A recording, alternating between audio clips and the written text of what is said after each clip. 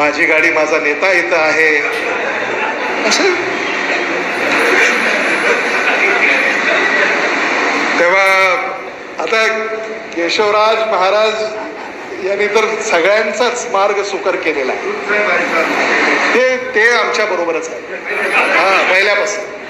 म्हणजे त्यांनी लोकसभेलाच सांगितलं की मी तुमच्या बरोबर आहे आणि ते कायमच. ते आदरणीय विलासराव देशमुख साहेबांचे मित्र, आदरणीय दिलीपराव देशमुख साहेबांचे मित्र. सकाळचा भोंगा. गँग ऑफ वासेपूर.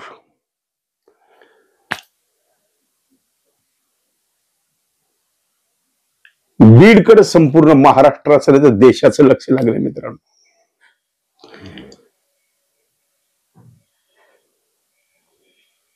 म्हणजे बातम्या, न्यूज पेपर, राजकीय नेते, टीव्ही चॅनल्स,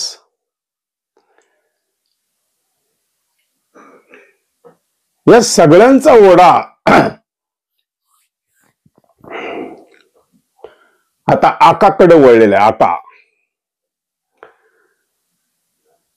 आणि आकांना खरी प्रसिद्धीच्या झोतात आणण्याचं काम जर कोणी केलं असेल तर ते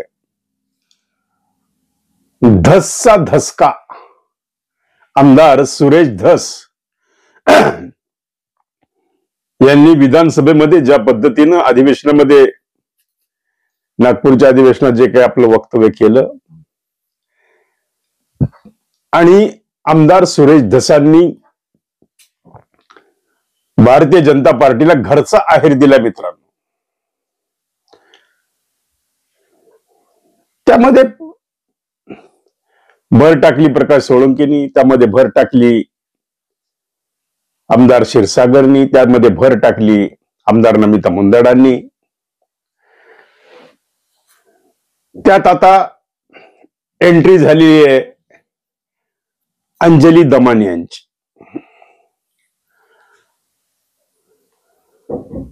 अंजली दमानी यांचा मोर्चा यापूर्वी नाशिककडे होता, छगन भुजबळ.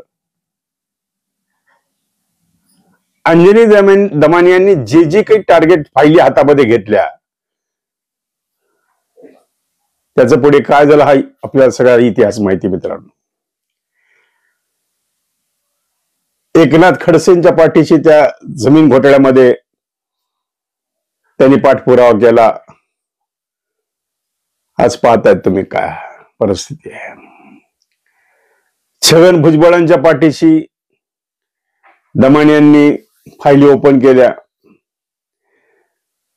आज छगन भुजबळ द्विधा मनस्थितीत आहेत. काय करावं.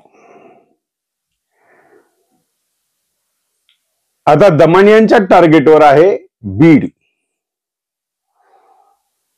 संतोष देशमुखची निगडून हत्या.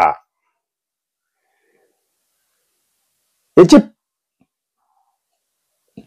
त्यामुळे त्यांनी आता तिथे ठाण मांडून बसले की जोपर्यंत आकाला अटक होत नाही, जोपर्यंत आका सापडत नाही, आणि आका कोण आहे हे अजून कोणालाही माहित नाही मित्रांनो.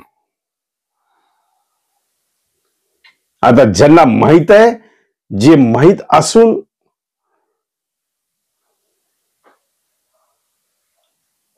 झोपेचं सोंग घेतात का आका आहे त्यांच्या अवघड जागेचं दुखणं झालंय का? पूर्वी म्हणत होते ना, अवघड जागेचं दुखणं सांगता येत नाही आणि दाखवता येत नाही, आणि दुखतं तर भारी. ही परिस्थिती भाजपची झाली का? कारण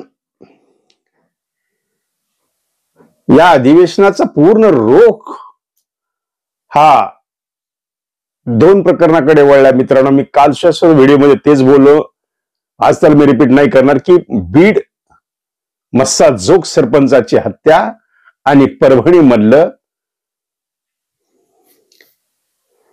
जो काही प्रकार झाला संविधानाच्या बाबतीत, त्यावर चर्चा सुरू झाल्या. त्यासाठी आता राहुल गांधींनी सुद्धा मराठवाड्यामध्ये एंट्री केलेली आहे. म्हणजे मराठवाडा आता हा राजकारणाचा केंद्रबिंदू झाला आणि त्यातल्या त्यात या जगाच्या नकाशावर जर नाव कोणाचं आलं असेल ते बीड जिल्ह्याचं आलेलं आहे. कारण बीडमध्ये ज्या पद्धतीनं शस्त्रांचा पुरवठा केला गेला, बीडमध्ये जे अधिकृत रिव्हॉल्वर्स लायसन्स जर शेजारच्या परभणीमध्ये 33 तर बीडमध्ये 1,500 कसे, बरंच काय आकडा आहे. आणि अनधिकृत किती हे कुणाला माहित सुद्धा नाहीये. म्हणजे तिथं असं बोललं जातं की पांढरे शुभ्र कपडे आणि त्याच्यातून ते गन दिसते, ती दाखवली जाते मुद्दामून, नाचवली जाते आणि हवेमध्ये बार केल्या जातात, गावामध्ये इम्प्रेशन पाडलं जातं. मग तो राजकीय नेता मोठा झाला हे त्याचं प्रतीक असतं. त्यामुळे अंजली दमानिया यांनी काल हा मुद्दा उचलून धरून तिथल्या पोलीस अधीक्षकाकडे तक्रार सुद्धा केलेली मित्रांनो, आणि त्यामधून त्यांनी कारवाया सुरू केलेल्या आहेत. असं समजतंय की आता पोलीस अधीक्षकांनी सुद्धा अत्यंत मनावर गांभीर्याने ही गोष्ट घेतलेली आहे. एकेकावर कारवाई त्यांनी सुरू केलेली आहे. आणि ही लोकशाहीच्या दृष्टीने, मानवतेच्या दृष्टीने आणि समाज सुरक्षेच्या दृष्टीने ही अत्यंत महत्वाची घटना आहे मित्रांनो. यामध्ये अंजली दमानियांना नक्कीच मार्क दिले पाहिजेत. आता अंजली दमानियांचा बोलविता झाली कोण आहे हा शोधण्याची आता गरज निर्माण झालेली आहे. अंजली दमानियांना कुणाचा सपोर्ट आहे? अंजली दमानियांच्या मार्फत कोण राजकारण खेळत आहे? पण अंजली दमानिया कुणाच्या हातचं भावलं होणाऱ्या नाही आहेत याची पुरेपूर जाणीव या संपूर्ण महाराष्ट्रातल्या समाज, सर्व पत्रकारिता क्षेत्राला, सर्व न्यूज चॅनलला मित्रांनो. त्यामुळं त्या ज्यावेळेस एखादं काम हातामध्ये घेतात तो काम ते धसास नेतात. हा अनुभव आपल्याला एकनाथ खडसे साहेबांच्या प्रकरणाहून आणि त्याचबरोबर छगन भुजबळांच्या प्रकरणावर आपल्याला जाणवतं मित्रांनो. पण मला ह्या संपूर्ण प्रकरणामध्ये, बीडच्या संपूर्ण घटनेमध्ये, या दोन्ही प्रकरणामध्ये, ज्या त्यातल्या त्यात मस्सा चौकच्या सरपंचाच्या हत्येच्या प्रकरणामध्ये पंकजा ताईंनी अजून भ्र शब्द काढलेला नाही मित्रांनो. काही त्यांचं स्टेटमेंट नाहीये. स्तब्ध झालेले, ते काहीच बोलत नाहीत. एक शब्द त्यांचा कुठं नाहीये किंवा एखादं स्टेटमेंट त्यांचं येत नाहीये. यावरून कोणतं राजकारण चाललेलं आहे मित्रांनो. आणि ही तर गोष्ट आता निर्विवाद सत्य झालेली आहे की जोपर्यंत हे प्रकरण धसास जात नाही, जोपर्यंत या प्रकरणाचा न्यायनिवाडा होत नाही, जोपर्यंत तो आका कोण आहे तो सापडत नाही, तोपर्यंत तिथला पालकमंत्री मुंडे परिवारातला होईल असं मला वाटत नाही मित्रांनो. हे माझं वैयक्तिक मत मांडतोय मित्रांनो. मला नाही वाटत की तिथं पालकमंत्री पंकजा मुंडे होतील किंवा धनंजय मुंडे होतील. आणि माझी तर जाहीर विनंती आहे फडणवीस साहेबांना की फडणवीस साहेब, तुम्ही महाराष्ट्राचे मुख्यमंत्री आहात जरूर, पण आज जे संपूर्ण जगाचं लक्ष ज्या शहराकडे लागलेलं आहे, संपूर्ण त्या जिल्ह्याकडे लागले, त्या जिल्ह्याचा पालकमंत्री होऊन तुम्ही हे प्रूव्ह करा, तुम्ही हे सिद्ध करा की होय मी पुन्हा आलोय, मी हे सिद्ध करतोय आणि मी गुंडगिरी मोडून काढणार, मी गुंडगिरी तोडून काढणार आणि मी खऱ्या अर्थानं या महाराष्ट्राला चांगला न्याय देणार. हे दाखवण्याची एक नामी संधी मुख्यमंत्र्यांना आलेली मित्रांनो. त्यांनी पालकत्व घ्यावं बीड जिल्ह्याचं असं वारंवार आमदार सुरेश धस हे आपल्या माध्यमातून सांगतायत, संपूर्ण चॅनलमधून सांगतायत, वर्तमानपत्रातून सांगतायत. आणि सुरेश धसांचं अभिनंदन केलंच पाहिजे. आता सुरेश धस आणि धनंजय मुंडे यांचं वैरत्व हे का आहे, यांचं एकमेकाबद्दल जरी ते महायुतीत असले तरी सुरेश धस यांनी जे काही आरोप केले की ज्यांच्याबद्दल जो काही बोललं जातं त्या भागातून की सुरेश धसांना असं जाणवलेलं आहे की त्यांना पाडण्याचा पूर्णपणे प्रयत्न परळीतून झालेला आहे. आता हे कितपत सत्य आहे, यात किती सत्यता आहे हे त्यातल्या मतदारांना माहीत आणि ज्यांनी हे प्रकरण घडवली त्यांना माहीत. पण मित्रांनो, प्रकरण असं आहे की सुरेश धस महायुतीतले, नमिता मुंदडा महायुतीतल्या, प्रकाश सोळंके महायुतीतले, हे सगळे महायुतीतलेच मंडळी महायुतीलाच घरचा आहेर देत आहेत आणि सगळ्यांचं लक्ष वेधतायत, मुख्यमंत्र्यांचं लक्ष वेधतायत बीडकडं. खरं तर मुख्यमंत्र्यांनी प्रत्यक्ष त्या परिवाराशी बोललेत का नाही आम्हाला त्याची कल्पना नाही. कधी जातील, भेटतील, बोलतील. अजितदादांना त्यांनी प्रतिनिधी म्हणून पाठवला असेल कदाचित, किंवा जर राहुल गांधी येऊ शकतात तर मुख्यमंत्र्यांनी त्या देशमुख परिवाराचे सांत्वन करायला काय हरकत आहे? माझं असं वैयक्तिक मत आहे मित्रांनो.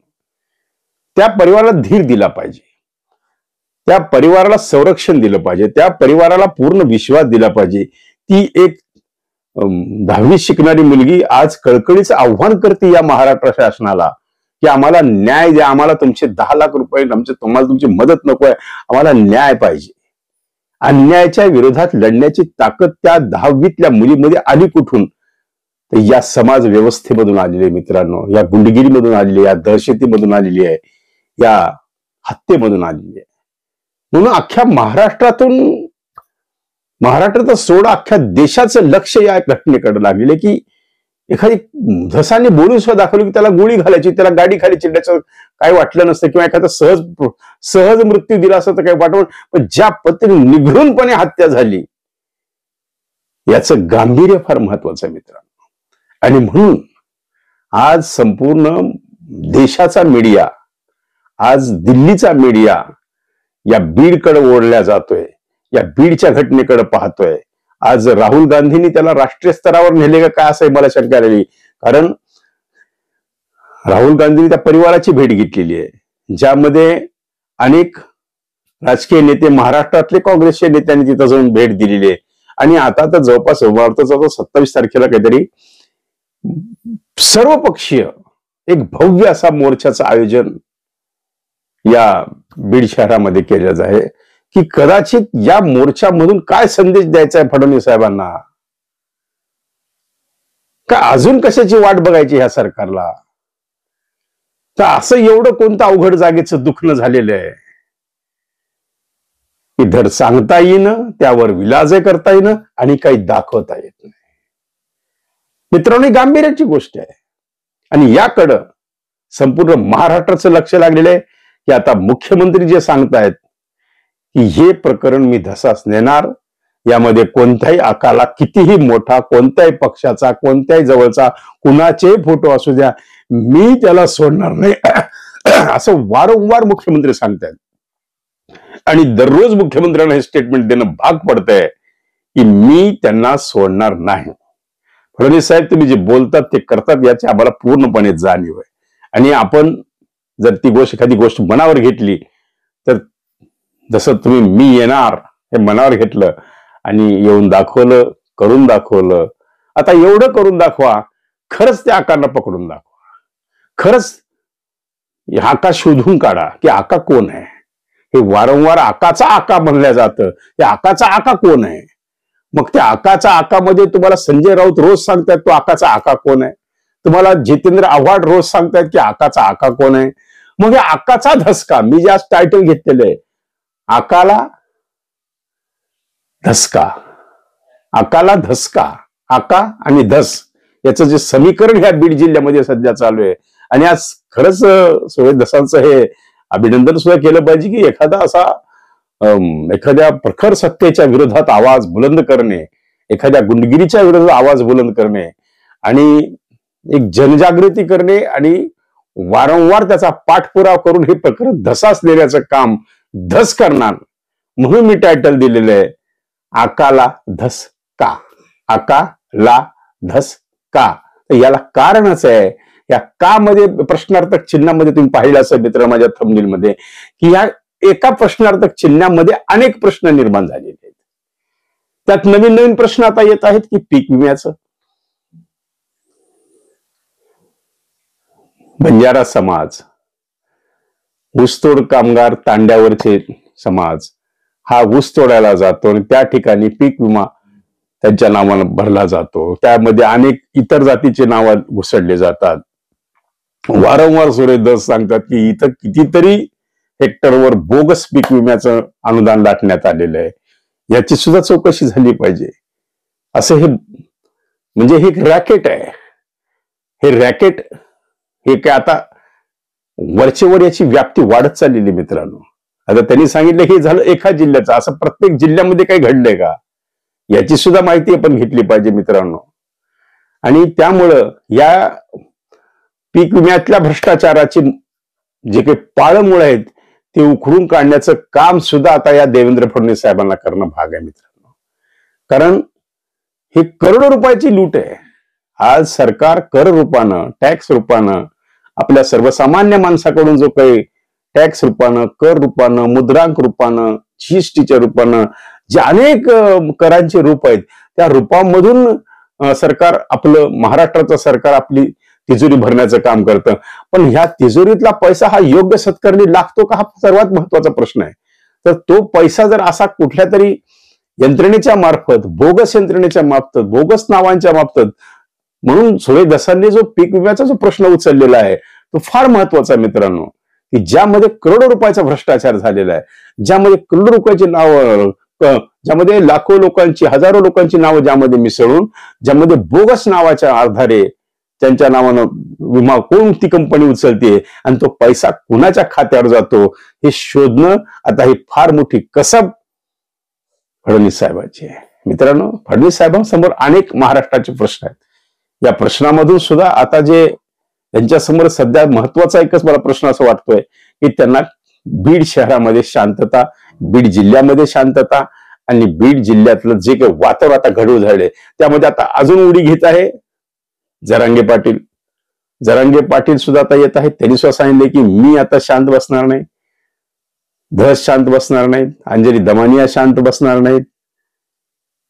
बरोबर आहे ना. म्हणजे एक सर्वसामान्य माणसांनी ज्यावेळेस लोक ज्यावेळेस एखादी यंत्रणा हातामध्ये घेतात आणि लोकातून ज्यावेळेस उठाव होतो त्यावेळेस राजकीय सत्तेला झुकावं लागतं. हे आजपर्यंत गणित आहे मित्रांनो.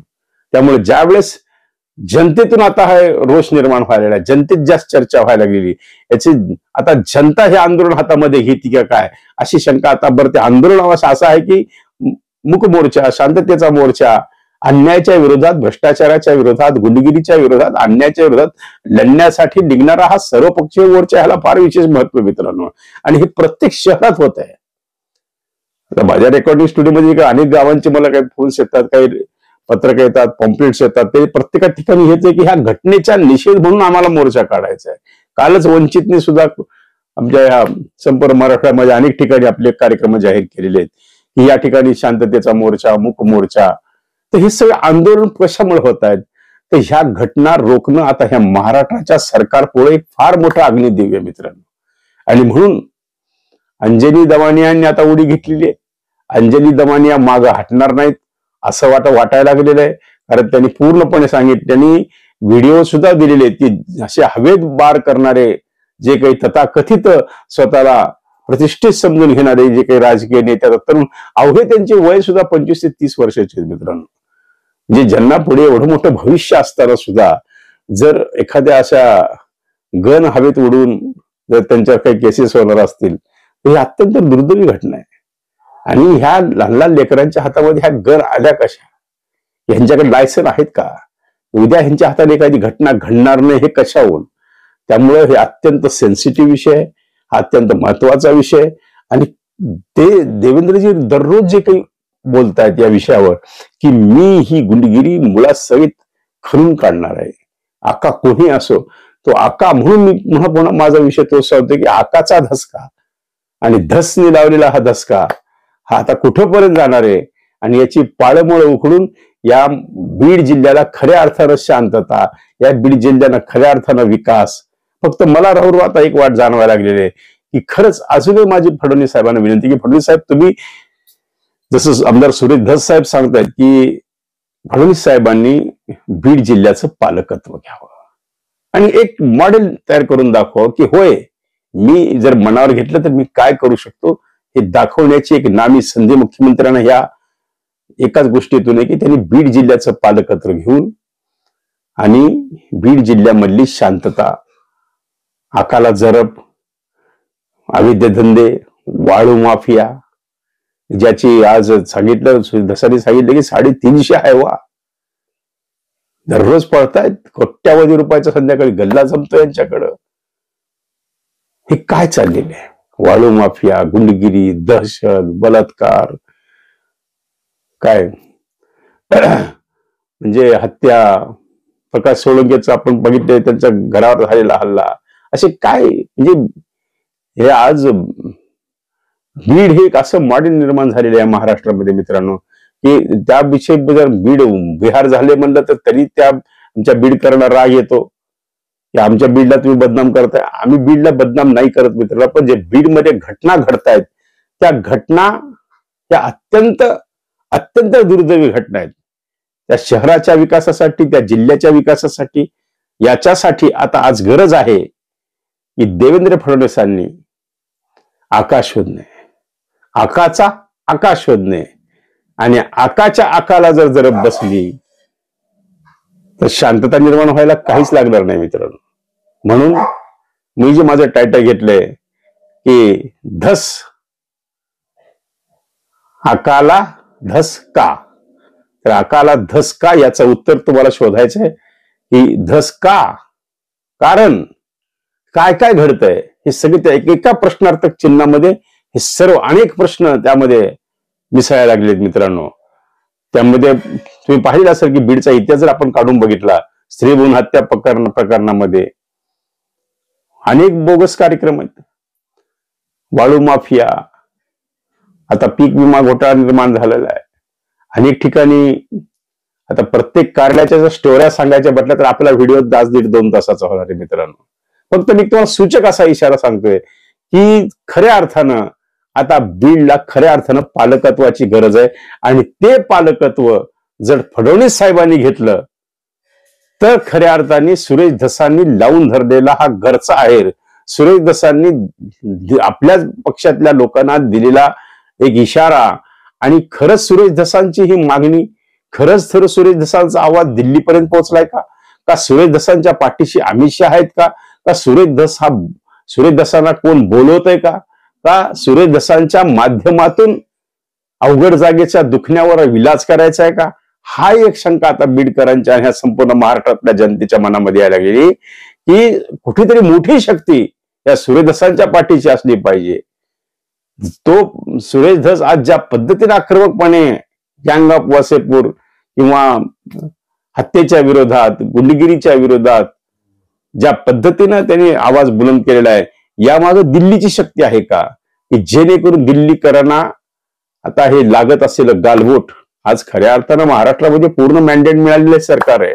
अगदी मनसोक्त पद्धतीने विकासाची गंगा आता इथं व्हायला पाहिजे, पण असं न होता काहीतरी संकट निर्माण करायची आणि या संकटामधून महाराष्ट्राचा विकास रोखायचा, बीड जिल्ह्याचं नाव बदनाम करायचं, आणि खऱ्या अर्थानं या महाराष्ट्राचं लक्ष आज या संपूर्ण बीड जिल्ह्याकडे लागले मित्रांनो. त्याला एकमेव कारण या 2-3 घटना या झालेल्या आहेत, ज्यामध्ये तुम्ही पाहिलं असेल परभणीची एक घटना आणि बीडची एक घटना. तर या दोन्ही घटनेकडे आता बारकाईने लक्ष ठेवण्याची गरज आहे की आता याच्यात काय काय घडामोडी घडतात, का कुठं याचा दबाव एवढा वाढतो, एवढं प्रेशर वाढतं की आकाच्या आकाला सुद्धा आता कुठलाही मोका मिळेल असं मला नाही वाटत मित्रांनो. कारण जर जनतेचा रोष, जनतेतून आवाज आला की आता खऱ्या अर्थानं वेळ आलेली आहे विचार करण्याची, खऱ्या अर्थानं वेळ आलेली आहे काहीतरी ठोस निर्णय घेण्याची, मग तो ठोस निर्णय मुख्यमंत्री घेतील का?